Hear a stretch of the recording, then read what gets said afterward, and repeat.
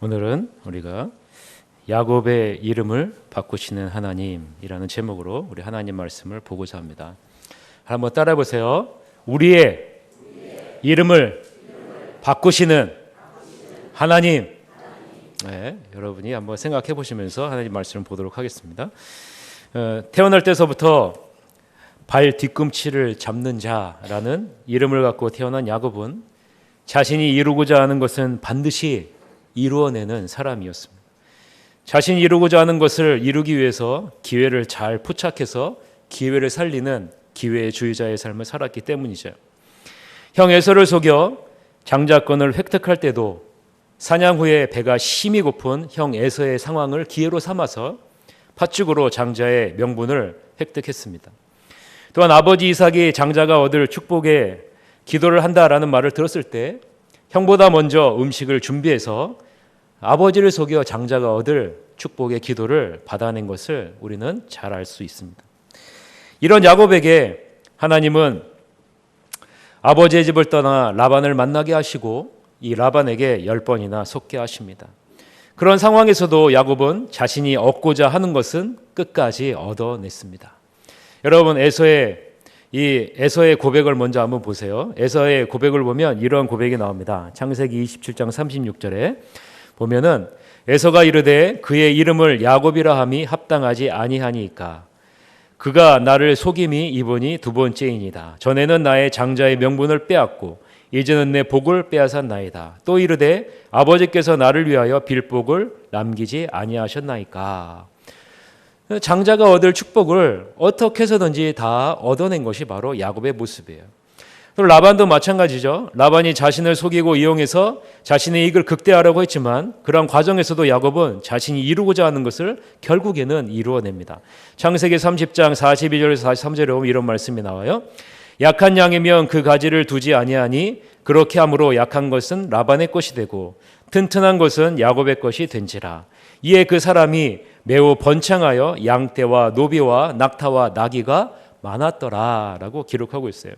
이런 사실을 볼 때 야곱은 굉장히 약삭 빠르고 두뇌 회전이 빠르고 기회를 잘 포착하는 사람인 것으로 보입니다. 지금까지 보면 어떤 사람일까요? 지금 입장에서 보면 굉장히 두뇌 회전이 빠른 그런 IQ가 높은 사람이라고 생각할 수 있죠. 이런 야곱이 20년 외삼촌 라반의 집에서의 삶을 마치고 하나님의 명령을 따라 라반의 집을 떠나 이삭의 집으로 아버지 이삭의 집으로 향하게 됩니다. 그러나 야곱에게는 여전히 넘지 못한 남아있는 큰 산이 있다라고 지난 시간에 말씀드렸어요. 어떤 산입니까? 형 에서라는 큰 산이 여전히 남아있는 것이죠. 이러한 야곱의 모든 상황을 알고 있는 하나님이 이 야곱의 마음을 알고 있기에 하나님의 사자들을 보내서 야곱을 만나게 하십니다. 그리고 야곱에게 이것을 보여주시죠.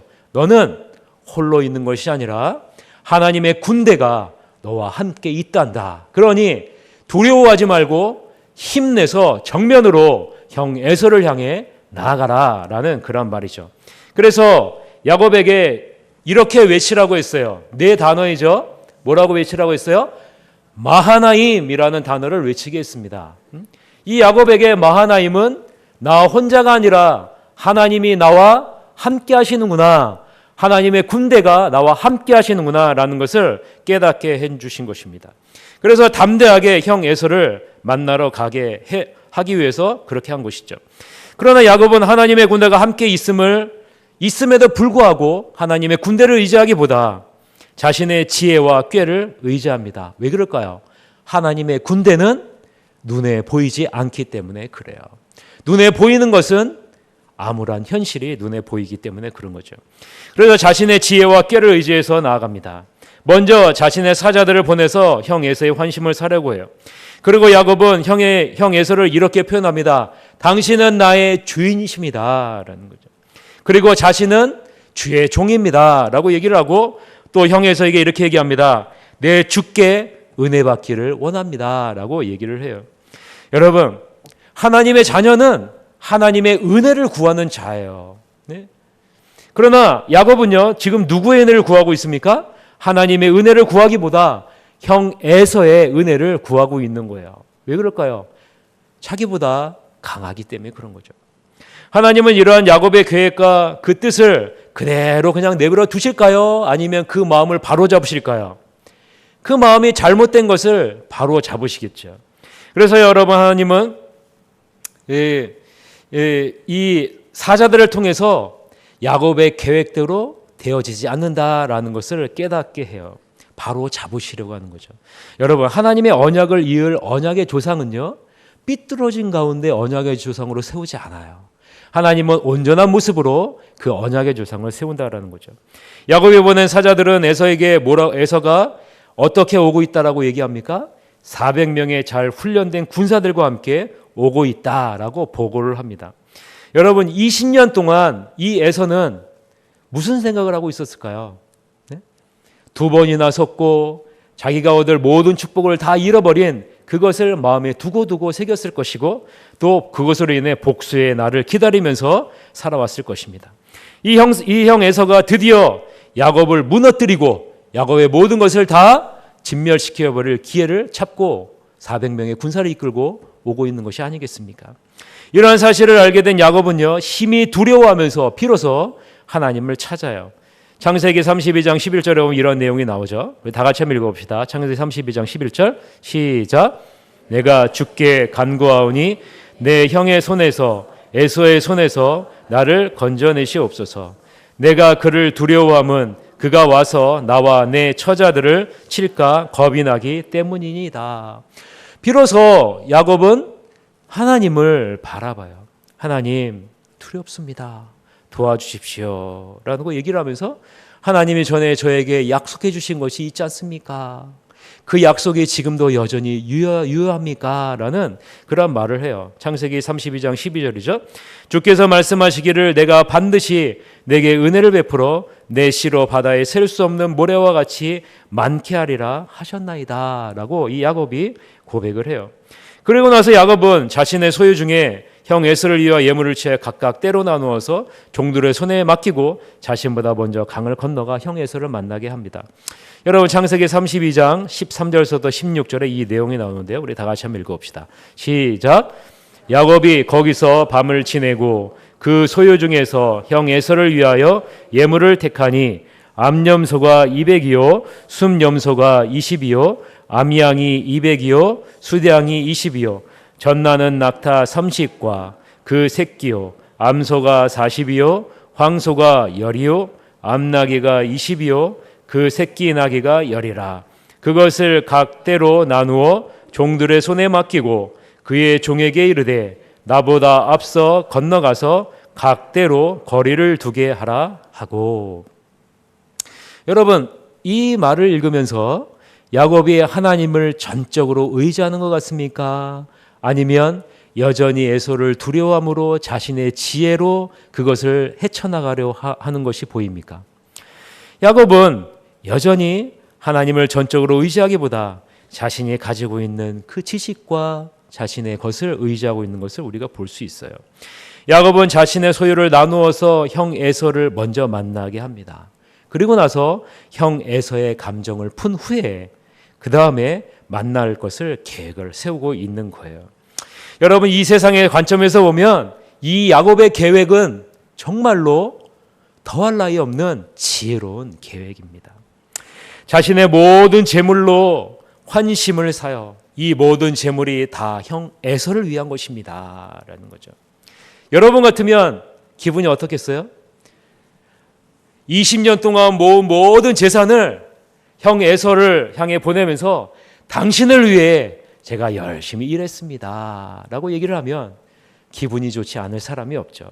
또한 형 에서를 한껏 높여줘요. 당신은 나의 주인이십니다. 나는 당신의 주인, 당신의 종입니다. 그리고 당신의 은혜가 없이는 저는 살 수 없는 자입니다 라고 형 에서를 높여줘요. 그러면 여러분, 이것은 이 세상의 관점에서 보면 최고의 계획이고 최고로 지혜로운 행동의 모습이에요. 여러분, 한번 이 야곱의 모습을 한번 보세요. 창세기 32장 17절에서부터 20절에 나옵니다. 우리 다 같이 한번 읽어봅시다. 시작. 그가 또 앞선 자에게 명령하여 이르되 내 형 에서가 너를 만나 묻기를 내가 누구의 사람이며 어디로 가느냐 내 앞의 것은 누구의 것이냐 하거든 대답하기를 주의 종 야곱의 것이요 자기 주 에서에게로 보내는 예물이오며 야곱도 우리 뒤에 있나이다 하라 하고 그 둘째와 셋째와 각 때를 따라가는 자에게 명령하여 이르되 너희도 에서를 만나거든 곧 이같이 그에게 말하고 또 너희는 말하기를 주의 종 야곱이 우리 뒤에 있다 하라 하니 이는 야곱이 말하기를 내가 내 앞에 보내는 예물로 형의 감정을 푼 후에 대면하면 형이 혹시 나를 받아주리라 함이었더라. 이 야곱은 자신의 호의를 입증하기 위해서 형 에서에게 자기가 가지고 있는 모든 가축들을 선물로 보내요. 하나님의 은혜를 구하기보다 형 에서의 은혜를 구하기 위해 고심하고 있는 야곱의 모습이 그려지죠. 이제 야곱은 그 예물을 다 그의 앞서 보내고 자신의 무리와 함께 밤을 지내요. 여러분, 야곱이 밤에 잠이 올까요? 자신의 지혜로 가축을 다 앞에 보내서 형 에서의 환심을 사려고 다 보냈지만 그것이 야곱의 마음을 옮겨줄 것이라는 확신이 설까요? 안 설까요? 20년 동안 복수의 칼을 갈은 이 야곱에게 그 가축으로 야곱의 마음이 바뀔까요? 바뀌지 않죠. 야곱은요, 여전히 자기가 할 수 있는 최선의 것을 다했지만 여전히 풀리지 않는 문제 앞에 밤을 이룰 수 없는 거예요. 그래서 한밤에 일어납니다. 두 아내와 두 여종과 11 아들을 깨워요. 일어나라. 그리고 그들을 인도해서 야복강 시내 강을 건너가요. 그리고 자신의 소유도 다 건너가게 해요. 이 강이 바로 야복강입니다. 야복강. 이 야복강은 이 넓이가 어느 정도 되는 강이냐면 우리 예배당 정도의 넓이 정도 되는 그런 강이에요. 그리고 강물의 수심이 굉장히 얕아서 걸어서 충분히 걸어갈 수 있는 시냇가 같은 그런 강이에요. 자녀들과 가족을 모두 다 야복강을 다 건너가게 해요. 그리고 나서요, 이 야곱은요, 강을 건너가지 않아요. 강을 건너가지 않고 홀로 남아요. 가거라 하고요, 홀로 남아요. 왜 야곱은 홀로 남았을까요? 아직 이 야곱이 주어진 환경을 받아들일 준비가 되어져 있지 않은 거죠. 주어진 현실을 정면으로 맞서기에 아직 준비가 되어져 있지 않다라는 거죠. 여러분, 이것이 인간이 갖고 있는 연약한 모습이 아닐까라는 생각을 갖게 됩니다. 주어진 현실과 미래를 감당할 그러한 자신이 없는 것이죠.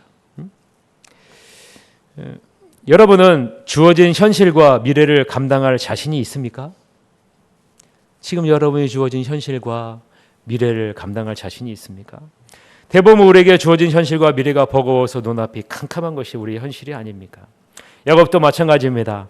형 에서라는 거대한 산이 정면으로 앞에 있는데 그 산을 정면으로 돌파할 준비가 되어져 있지 않기 때문에 야곱이 선택한 것은 홀로 남아 있는 것을 선택했어요. 야곱이 야복강 나루에서 홀로 남아서 무엇을 했을까요? 여러분 같으면 홀로 무엇을 하시겠습니까? 우리는 이 홀로라는 단어를 생각해 볼 필요가 있어요. 이 홀로라는 히브리 이 빠다르라는 이 단어는요, 이런 의미예요. 모든 것으로부터 완전히 분리된 상태로 남아있는다라는 의미가 이 히브리 빠다르라는 단어가 홀로. 내가 주어져 있는 모든 환경, 나를 둘러싸고 있는 모든 가족들, 나에게 있는 모든 문제들, 이런 것으로부터 분리된 상태로 온전하게 남는다라는 단어가 바로 이 홀로라라는 단어예요. 야곱은 극복할 수 없는 문제를 앞두고 이제 그 모든 것을 다 뒤로 하고 심지어는 가족도 자기가 가지고 있는 모든 것도 다 떨어지게 하고 이제 홀로 분리된 곳에서 홀로 남아서 남습니다.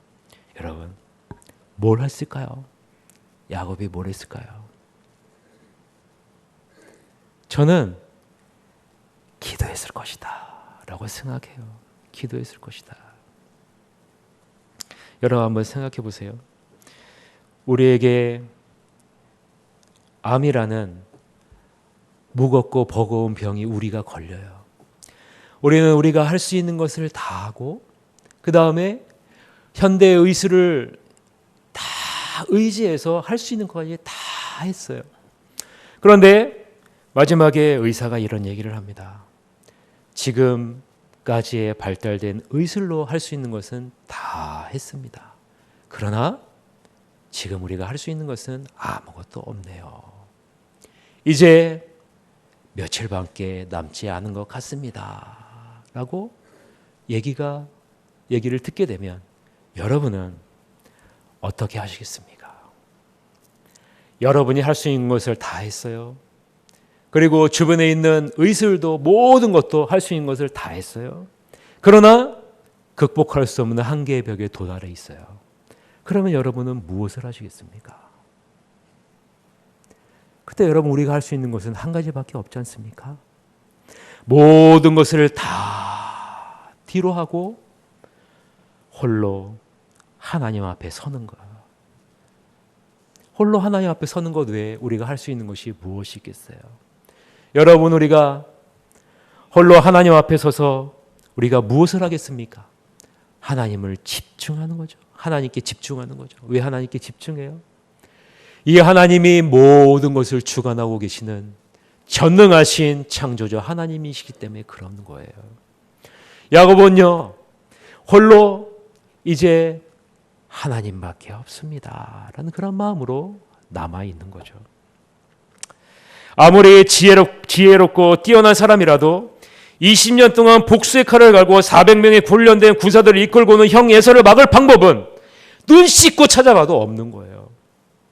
자신은 물론 가족들이 죽을 것이 너무나도 분명하기 때문에 그 현실을 극복할 수 있는 길을 도저히 찾을 수 없는 거예요. 그래서 야곱은요 홀로 격리된 장소에 남아서 고뇌하고 있는 거예요. 생각하는 거예요. 여러분 무슨 생각을 했을까요? 지금 당면한 문제도 있지만 더 깊이는 근본적인 문제가 어디인가라는 것을 바라보았을 거예요. 여러분 지금 당면한 문제의 이면에 있는 근본적인 문제는 누구에 있을까요? 야곱에게 있는 거죠. 여러분 야곱 자기 자신에게 있는 거예요. 홀로 남아서 이 근본적인 문제는 내 안에 있구나. 내 안에 있구나. 이렇게 고뇌하고 있는 야곱에게 어떤 사람이 찾아와요. 어떤 사람이 찾아와요. 이 어떤 사람이 누구인지 우리가 읽은 본문에서 보면 이 야곱은 하나님이다라는 것을 깨닫게 되죠. 여러분 분명하게 깨달으셔야 돼요. 우리가 고뇌하고 있을 때 하나님이 우리를 찾아오셨습니까? 아니면 야곱이 하나님을 찾아갔습니까? 하나님이 여러분을 찾아옵니까? 여러분이 하나님을 찾아갑니까? 여러분 하나님이 야곱을 찾아오셨어요. 하나님이 찾아오셨어요. 어느 때요? 모든 것을 다 뒤로하고 나는 아무것도 할 수 없습니다 라고 깨닫고 오직 하나님 앞에 집중할 때 하나님이 야곱을 찾아오신다라는 거예요.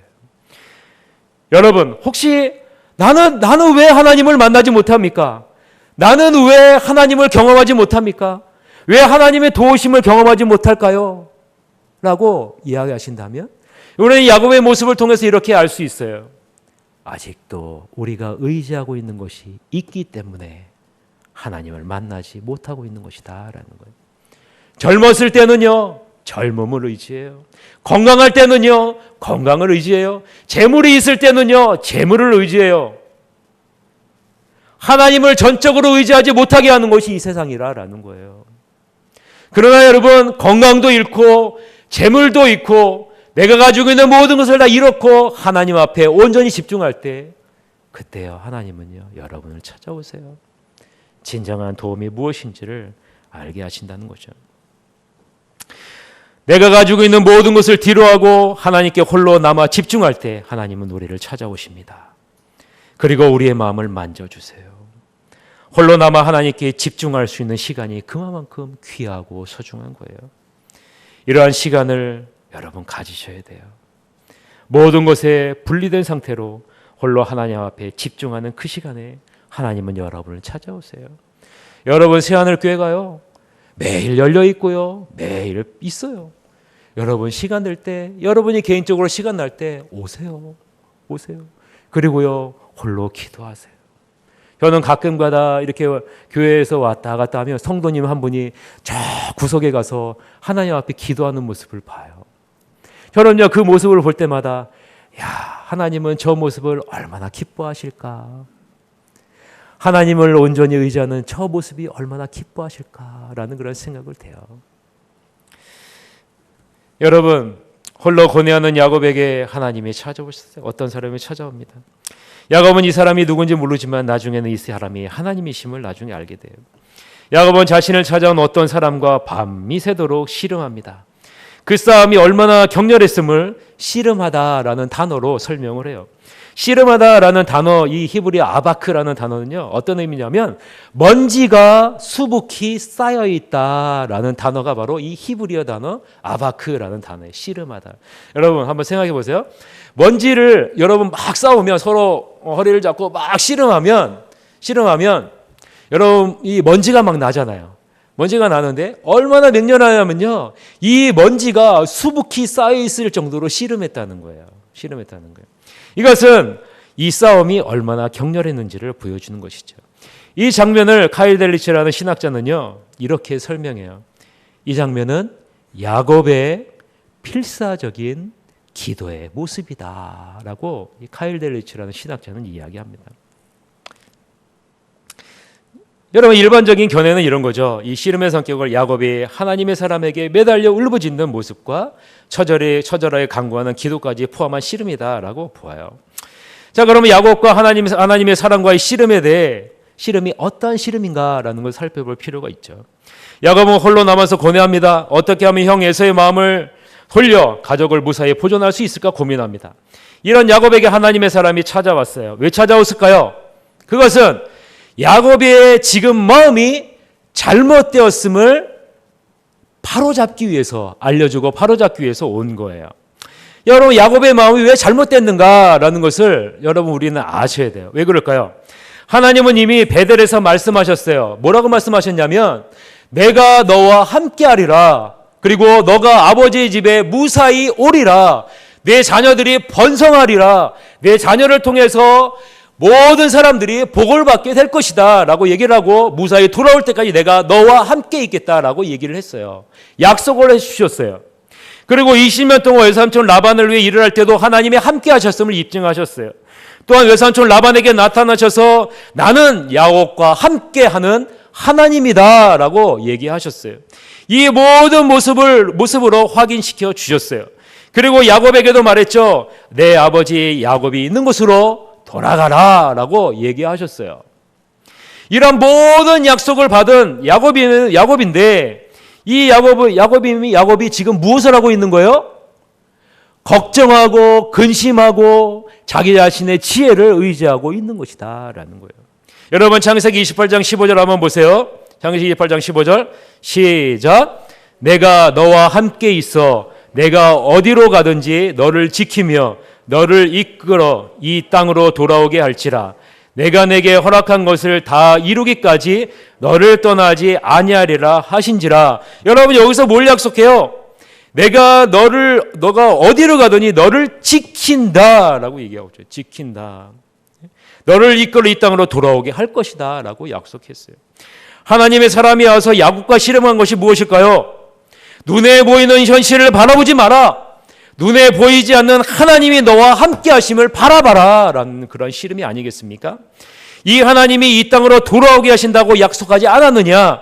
하나님이 너와 함께 하신다고 약속하지 않았느냐? 그러니 걱정하지 말고 하나님의 약속을 신뢰하고 가라라는 거예요.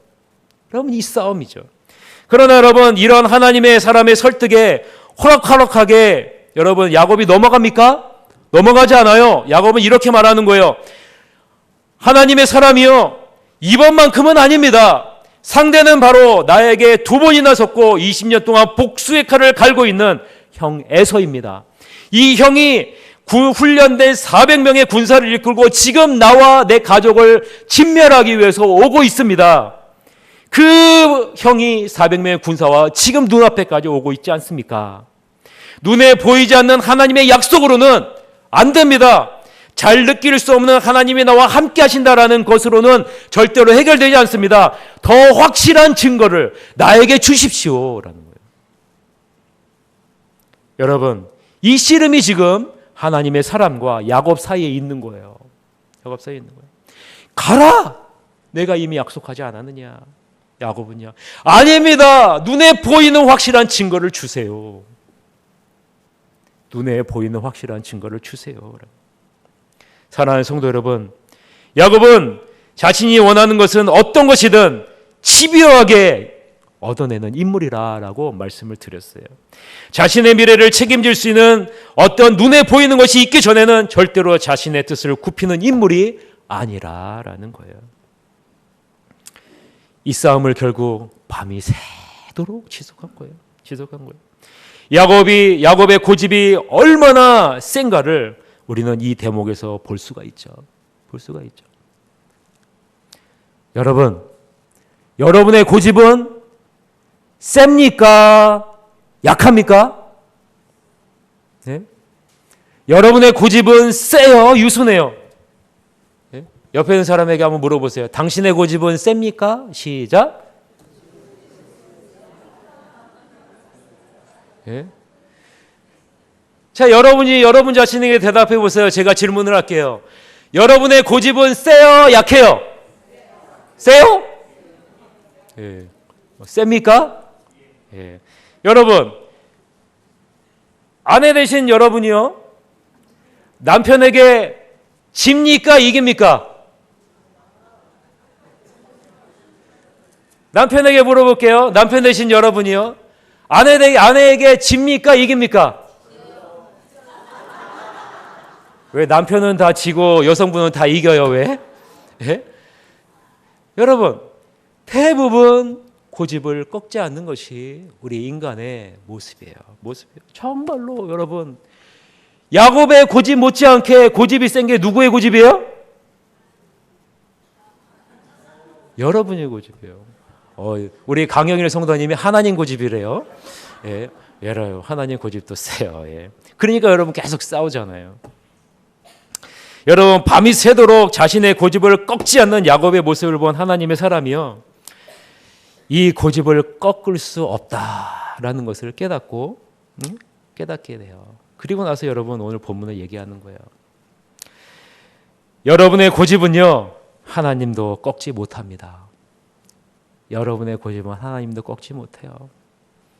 여러분 한번 따라해 보세요. 내 고집은 하나님도 못 꺾는다. 네? 하물며 여러분, 남편이 꺾겠습니까? 아내가 꺾겠습니까? 시어머니가 꺾겠어요? 누가 꺾겠어요? 여러분, 고집은요, 하나님도 못 꺾어요. 이것은요, 우리의 죄가 얼마나 우리를 강팍하게 하는지를 알 수 있는 거예요. 죄로 말미암아 강팍해진 고집을 꺾을 수 있는 길은요, 이 세상에 존재하지 않습니다. 존재하지 않아요. 예? 여러분, 우리의 고집은 언제 꺾이는지 아십니까? 따라해 보세요. 죽어야 꺾입니다. 내 고집은, 따라해 보세요. 내 고집은 죽어야 꺾입니다. 여러분, 내 고집은요, 죽어야 꺾어요. 여러분, 죽어야 꺾입니다. 여러분. 예? 그래서 여러분, 우리의 고집을 꺾기 위해서 누가 오신지 아세요? 예수님이 오신 거예요. 여러분의 고집을 꺾기 위해서, 여러분을 위해서 대신 누가 죽으셨어요? 예수님이 죽으신 거예요. 여러분은 절대로 안 죽잖아요. 여러분의 고집은 절대로 안 꺾잖아요. 그러니까 여러분, 예수님이 대신 오셔가지고 여러분의 고집을 꺾어주시려고, 죄로 말미암아 똘똘똘 뭉쳐있는 여러분의 고집을 꺾어주시려고, 여러분의 모든 죄를 대신 짊어지고 예수님이 대신 십자가에 죽으신 거예요. 죽어야만 꺾이기 때문에. 여러분, 죽어야만 눈에 보이는 것을 의지하지 않아요. 예? 돈을 의지하지 않고요, 건강을 의지하지 않고요, 가족을 의지하지 않아요, 직장을 의지하지 않아요. 살아있는 동안에는요, 눈에 있는 것을 의지하게끔 돼 있는 거예요. 눈에 보이지 않는 하나님을 의지하라고 누가 오신 거예요? 예수님이 오신 거예요. 눈에 보이지 않는 하나님이 실제로 존재한다라는 거예요. 그래서요, 눈에 보이지 않는 하나님이 눈에 보이는 하나님으로 오신 분이 바로 예수님이세요. 예수님이에요. 이 예수님이요, 우리의 고집을 대신 짊어지고 십자가에 못 박혀 죽으신 거예요. 절대로 안 꺾거든요. 절대로 변하지 않아요. 그러니까 여러분, 남편의 고집을 꺾으려고 하지 마세요. 아내의 고집을 꺾으려고 하지 마세요. 여러분, 어떻게 해야 돼요? 남편과 아내를 어떻게 하셔야 돼요? 십자가에 못 박아야 되는 거예요. 네? 십자가에 못 박아야 되는 거예요. 그래야지 여러분 변하는 거예요. 그래야지 변하는 거예요. 남편이 예수님을 제대로 만나면 여러분 어떻게 돼요? 남편이 자기 자신의 모든 죄를 위해 십자가에 지신 예수님을 만나면 남편이 변화되는 거예요. 그러니까 아내는요, 기도해야 돼요. 우리 남편을 만나주세요. 우리 남편을 십자가에 못 박아주세요. 그 사랑을 알게 해주세요. 여러분, 25절을 다 같이 한번 읽어봅시다. 25절 시작. 자기가 야곱을 이기지 못함을 보고 그가 야곱의 허벅지 관절을 치매 야곱의 허벅지 관절이 그 사람과 씨름할 때에 어긋났더라. 하나님의 사람은 야곱이 자신의 고집을 절대로 꺾지 않을 것임을 보았기에 이제요, 야곱의 허벅지 관절을 쳐요. 여러분, 여기서 친다라는 히브리 단어가 굉장히 여러분 흥미로운데, 우리는 일상적으로 치는 것으로 생각하잖아요. 근데 히브리 단어는 그런 의미가 아니에요. 이 친다라는 히브리 단어 나가라라는 이 단어는요, 만진다라는 단어예요. 만진다라는. 그러면요, 여러분, 이 하나님의 사람이 지금 어디를 만질까요? 예? 이 여러분 엉덩이 골반을 이루는 좌우의 한 쌍의 뼈 있죠? 이 뼈를요, 하나님 만지시는 거예요. 만지셔요. 여러분이 이 허벅지 관절을 통해서 걸을 수 있는 힘을 얻거든요. 걸을 수 있는 힘을 얻는데, 이 허벅지 관절을 의미하는 것이 모든 힘의 근원을 의미하는 거예요. 그래서요, 이 하나님의 사람이 허벅지 관절을 만져요. 그랬더니 어떻게 됩니까? 자기 자신이 의지했던 힘의 근원이 탈골이 돼요. 탈골이 돼요. 우리가 지탱하고 있는 힘의 원천이 사라지게 됐다라는 것을 의미하고 있는 거예요. 하나님의 사람이 허벅지 관절을 만짐으로 탈골시켜서 야곱의 힘의 근원을 무력하게 하신다라는 거예요. 그리고 나서 이 야곱은요, 평생 다리를 절면서 간신히 걷는 그런 인생으로 전락하게 돼요. 평생 자신의 지혜를 믿고 자신의 힘을 믿고 살았던 야곱에게 하나님의 사람은 야곱 자신에게 이러한 연약함이 있다라는 것을 깨닫게 해주시는 거죠. 더 이상 자신의 힘과 고집으로 하나님을 경쟁의 대상으로 보는 것이 아니라 이제 하나님을 의지의 대상으로 보게 만드시는 거죠. 하나님의 징계는 아프지만 여러분, 우리에게 유익이 있어요. 야곱에게 여러분, 이 아픔이 있지만 야곱은 이제 다른 사람이 돼요. 여러분, 의지할 분은 오직 하나님 한 분뿐임을 바라보게 되는 거죠. 여러분, 히브리서 12장 11절에 오면 이 징계가 어떤 유익을 가져다 주는지를 말씀하고 있는데, 우리 다 같이 한번 읽어봅시다. 히브리서 11장 11절 시작. 무릇 징계가 당시에는 즐거워 보이지 않고 슬퍼 보이나 후에 그로 말미암아 연단받는 자들은 의와 평강의 열매를 맺느니라. 여러분의 과거에 많은 어려움들이 있었어요.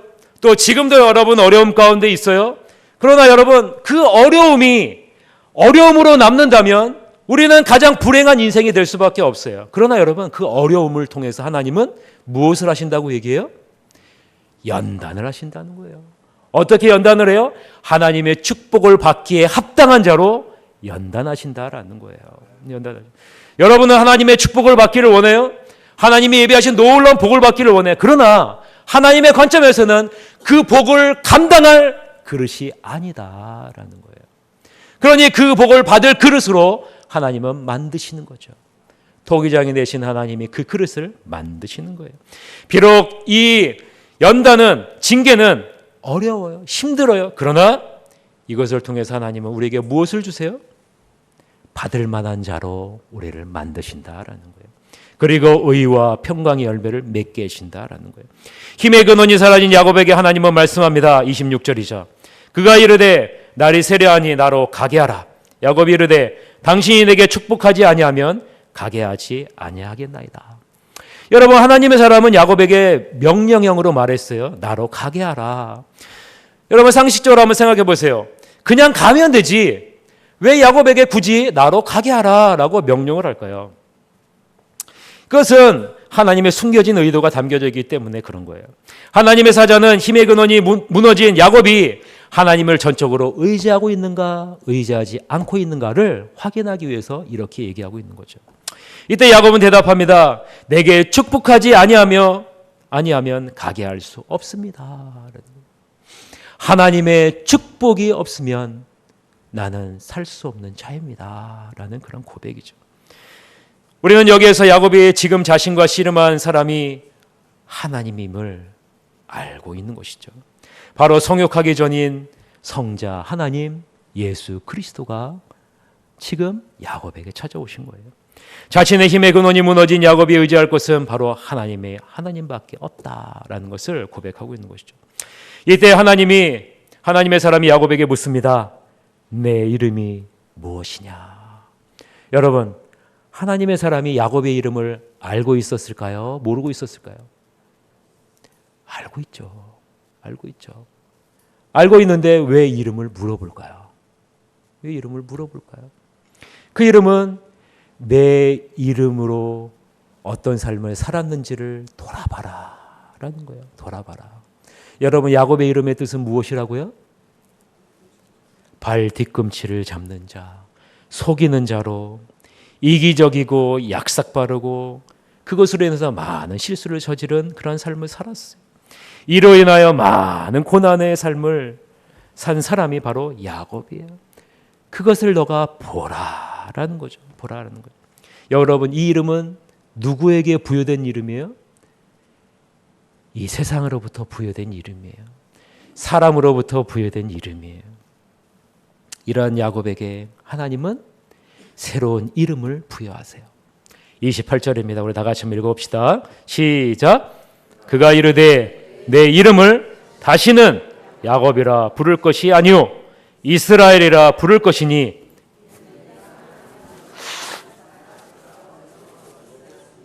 하나님은 야곱에게 새로운 이름을 주십니다. 이스라엘이라는 새로운 이름을 주세요. 야곱이라는 이름은 사람이 지어준 이름인 반면에 이스라엘은 하나님이 지어준 이름입니다. 여러분, 무엇을 말합니까? 사람의 소유에서 하나님의 소유로 바뀐다라는 것을 말하는 거죠. 통치권과 소유권이 이제 이 땅에 있는 것이 아니라 사람에게 있는 것이 아니라 하나님에게 있음을 알리는 것이 바로 이스라엘이라는 거예요. 그것을 이름을 바꾼 목적이죠. 너는 더 이상 땅의 소유가 아니라 하늘의 소유란다라는 그러한 하나님의 말씀이라는 거죠. 예수님을 믿기 이전에 우리의 소유권과 통치권은 어디 있었습니까? 여러분의 소유권과 통치권은 마귀에게 있었어요. 왜냐하면 마귀는 이 땅을 주관하고 있는 주관자이기 때문에 그렇습니다. 그러나 예수님이 우리의 죄를 위해 십자가에 죽으시고 사흘 만에 다시 부활하셨을 때 우리의 소유권과 통치권은 누구에게로 넘어갑니까? 마귀에게서 하나님에게로 넘어가게 돼요. 여러분, 베드로전서 2장 9절부터 10절 다 같이 한번 읽어봅시다. 시작. 그러나 너희는 택하신 족속이요 왕 같은 제사장들이요 거룩한 나라요 그의 소유가 된 백성이니 이는 너희를 어두운 데서 불러내어 그의 기이한 빛에 들어가게 하시니 아름다운 덕을 선포하게 하려 하심이라. 너희가 전에는 백성이 아니더니 이제는 하나님의 백성이요 전에는 긍휼을 얻지 못하더니 이제는 긍휼을 얻는 자니라 라고 분명하게 말씀하고 있어요. 이제 너희는 나의 소유가 된 백성이 되었다라는 거죠. 너희가 전에는 백성이 아니더니 이제는 하나님의 백성이 됐고 너희는 전에는 긍휼을 받지 못했더니 이제는 하나님의 긍휼을 받는 자가 되었다라고 말씀하고 있어요. 우리는 하나님의 소유가 된 백성이라는 것이죠. 사랑하는 성도 여러분, 우리에게는 사람이 지어준 이름이 있습니다. 여러분, 그 이름이 뭐예요? 여러분의 이름이죠. 다 같이 한번 해봅시다. 세 글자. 시작. 예, 여러분의 이름을 여러분이 부르는 거예요. 자, 시작. 김대중. 예, 여러분 이름을 왜 잘 못 부르세요? 예? 여러분에게 이 세상에 주어진 여러분의 이름이 있어요. 여러분 여태까지 어떤 모습으로 삶을 살았습니까? 여러분에게 주어진 이름으로 삶을 살았어요. 그러나 여러분 잘 생각해 보세요. 여러분에게 새로운 이름이 있습니다. 새로운 이름이 있어요. 사도행전 11장 26절에 나오는, 다 같이 읽어봅시다. 시작. 만남에 안디옥에 데리고 와서 둘이 교회에 1년간 모여 있어 큰 무리를 가르쳤고 제자들이 안디옥에서 비로소 그리스도인이라 일컬음을 받았다. 여러분에게 새 이름이 있습니다. 그것이 무슨 이름이에요? 그리스도인이라는 이름을 여러분에게 주셨어요. 누구를 통해서요? 예수 그리스도를 만남으로 인해서 여러분에게 주신 거예요.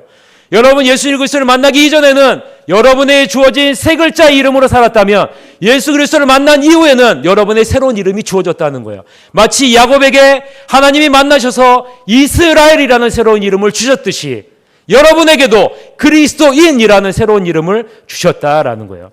여러분, 그리스도인이라는 것은 무엇을 의미합니까? 우리의 통치권과 소유권이 누구에게 있다고요?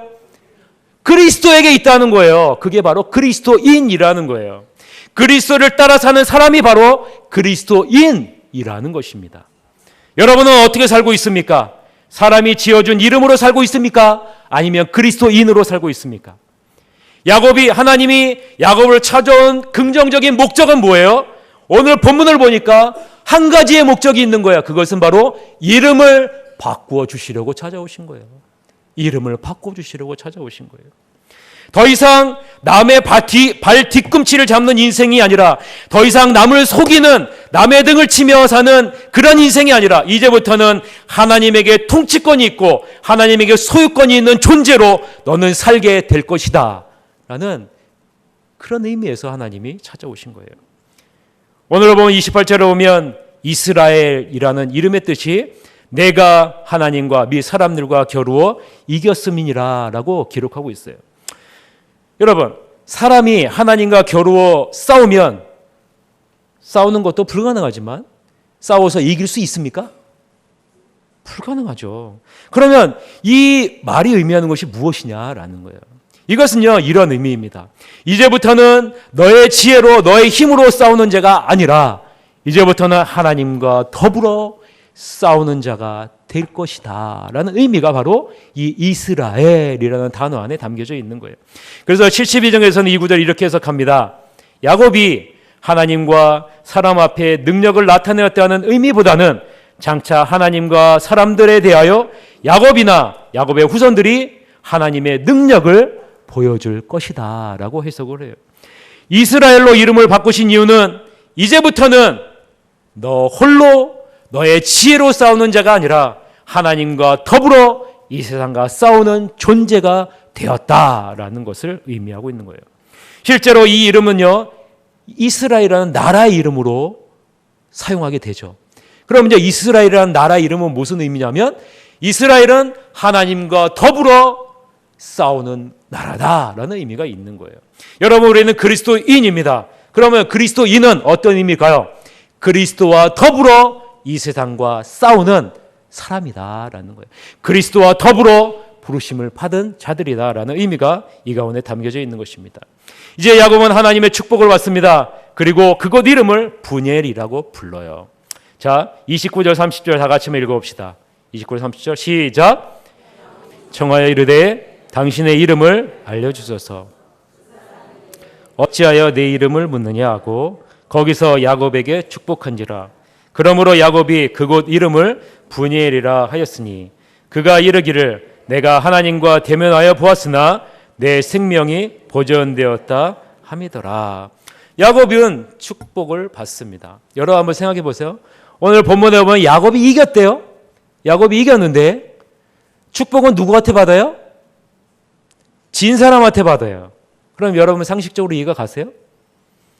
여러분, 축복은 진 사람이 주는 겁니까? 이긴 사람이 주는 겁니까? 누구나 다 알죠. 높은 사람이 아랫사람을 축복하지 낮은 사람이 높은 사람을 축복하지는 않잖아요. 여기서 진정으로 이겼다는 것은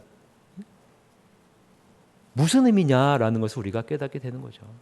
하나님이 이기셨다라는 것을 의미하고 있는 거예요. 어떻게요? 이름을 바꾸어 주심으로 이기시는 거죠. 야곱은 하나님을 만나고 생명의 건짐을 받은 은혜를 경험하게 됩니다. 야곱이라는 이름을 가진 자는 하나님을 만난 순간에 죽었어요. 여러분, 이게 굉장히 중요합니다. 따라해 보세요. 야곱이라는 이름을 가진 자는 하나님을 만난 순간에 죽었다. 그리고요, 새로운 이름이 주어져요. 이스라엘이라는 이름을 가진 자의 삶이 새롭게 시작됩니다. 새로운 출발을 의미하죠. 이것을 알리는 구절이 바로 31절이에요. 31절 우리 다 같이 읽어봅시다. 시작. 그가 분이엘을 지날 때에 해가 돋았고 그의 허벅지 다리로 말미암아 절었더라. 해가 돋았다라는 거예요. 여러분, 무엇을 의미합니까? 새로운 시작을 의미해요. 홀로 고뇌하는 야곱이 아니라 다리를 절며 담대하게 하나님과 더불어 싸우는 이스라엘로의 삶이 새롭게 시작되었다라는 것을 말합니다. 말씀을 정리하겠습니다. 야곱에게 새로운 이름을 주기 위해 하나님은 찾아오셨어요. 우리에게도 새로운 이름을 주시기 위해서 찾아오셨습니다. 여러분은 어떤 이름으로 살아가고 있습니까? 여러분의 소유권과 여러분의 통치권은 어디에 있습니까? 여러분, 이전에 살았던 모든 것은 하나님을 만남으로 말미암아서 죽었어요. 야곱이 야복 강가에서 홀로 하나님을 만났을 때 야곱이라는 이름을 가진 자가 죽었듯이 과거에 사람은 죽어요. 여러분의 과거는 어떻습니까? 여러분이 추억에 남는 좋은 추억도 있는 반면에 여러분이 생각하기에도 끔찍한 아픈 추억들도 과거도 여러분에게 있어요. 여러분, 우리는 이 시점에서 야복 강가에서 만난 그 하나님을 기억하셔야 돼요. 예수님을 만난 자라면 이전에 있었던 과거는, 이전에 있었던 세상에서 주어진 그 이름은 하나님을 만남으로 말미암아 죽었다.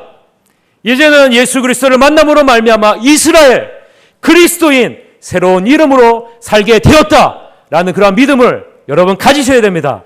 과거의 모든 것은 이제는 죽었다. 끊어버리셔야 돼요. 여러분을 괴롭히고 있는 것, 여러분 사단은 과거에 있는 모든 것으로 여러분을 계속 괴롭혀요. 그러나 여러분, 하나님은 말합니다. 그것은 끝났다. 이제 너에게 새로운 이름을 주었다라는 거예요. 이스라엘이라는 이름을 주었다. 지금 여러분에게는 그리스도인이라는 이름을 주었다라는 거예요. 그래서 여러분, 사도 바울은 뭐라고 말씀하시는지 아십니까? 나는 날마다 죽노라. 여러분, 사도 바울은요, 끊임없이 자기 자신을 괴롭히는 이름이 있어요. 그 이름은 사울이라는 이름이에요. 사울이라는 이름은요, 이 바울이 가는 곳마다 따라다녀요. 예? 너는 핍박했었던 자이지, 너는 예수 그리스도를 믿는 자를 죽였던 자이지, 이걸로 끝까지 따라다니는 거예요. 그래서 사도 바울은요, 나는 날마다 죽노라 그러는 거예요. 무엇이 죽었습니까? 이전에 사울로 있었던 그 이름은 예수 그리스도를 만나는 시점으로 죽었다라는 거예요. 내 이름은 바울이다라는 거예요. 여러분의 이름은 무엇입니까? 여러분은 여전히 과거에 얽매여 있습니까? 여러분이 여전히 용서하지 못하는 사람이 있습니까? 여러분, 과거에 얽매여 있는 것은 하나님이 하시는 것이 아니에요. 사단이 하는 거예요. 과거에 얽매이지 마십시오. 이전의 이름에 얽매이지 마십시오. 여러분의 소유권은 이 땅에 있는 것이 아니라 하늘에 있는 거예요. 여러분의 통치권은 하늘에 있는 것입니다. 마치 야곱에게 더 이상 너는 야곱이 아니라 이스라엘이라고 말씀하신 것처럼 여러분의 이름은 내 이름같이 그 이름이 아니라 그리스도인, 하나님과 더불어 싸우는 인생으로 부르심을 받았다라는 사실을 잊지 마시기를 바랍니다. 그럴 때 여러분, 우리는요, 놀라운 하나님의 은혜를 경험하게 되는 거예요. 담대함을 얻게 되는 거예요. 야곱은요, 이제 넘지 못할 두렵고 떨리는 그 산 앞에 담대하게 가요. 담대하게 걸어가요. 어떤 몸으로요? 자기 자신의 힘의 온천이 다 무너진 다리를 저는 모습으로 담대하게 가요. 육신은 연약해져도 여러분, 하나님이 우리와 함께 하실 때, 우리의 영은 더욱더 강건해짐을 믿으시길 바랍니다. 새하늘교회가 아주 중요한 시점에 와 있어요. 37년이라는 과거가 우리 안에 있어요. 그러나 여러분, 이런 이제 37년의 과거는 이제 잊어버리세요. 우리는 이제 새롭게 시작한다. 마치 야곱이 이스라엘로 새롭게 시작하듯이 이제 새하늘교회가 새롭게 시작한다라는 각오로 새롭게 가면은, 하나님과 함께하는 그런 모습으로 나아가면 하나님 우리 새하늘교회를 어떻게 하실까요? 놀라운 은혜로 축복을 줄 줄 믿습니다. 우리 새하늘교회와 여러분의 가정과 여러분이 바뀌어지는 그런 놀라운 은혜를 입으시기를 주님의 이름으로 간절히 축원합니다. 이 시간에 우리가 통성으로 우리가 찬양 한 곡 하겠습니다. 내가 주인 삼은 모든 것을 다 내려놓고 우리 찬양한 후에 우리 통성으로 기도하시러 가도록 하겠습니다.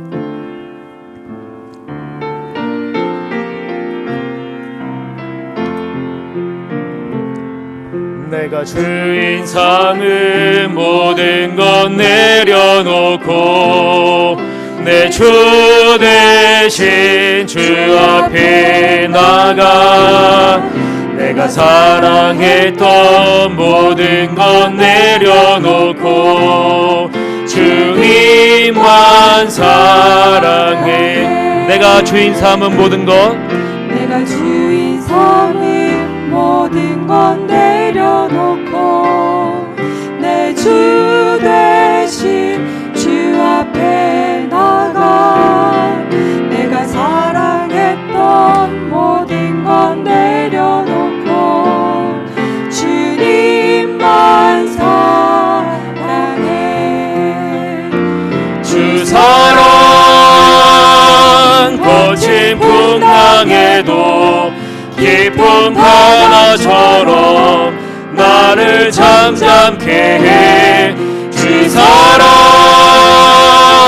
내 영혼의 반석 그 사랑 위에 서리. 주 사랑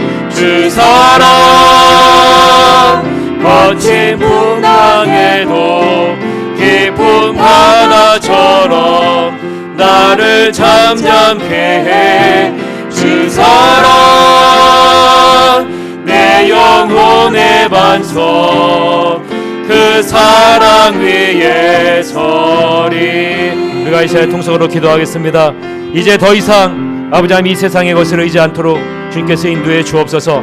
과거의 영매의 인생이 아니라 이스라엘로 그리스도인으로 아버지 하나님 살아갈 수 있도록 인도해 주옵소서.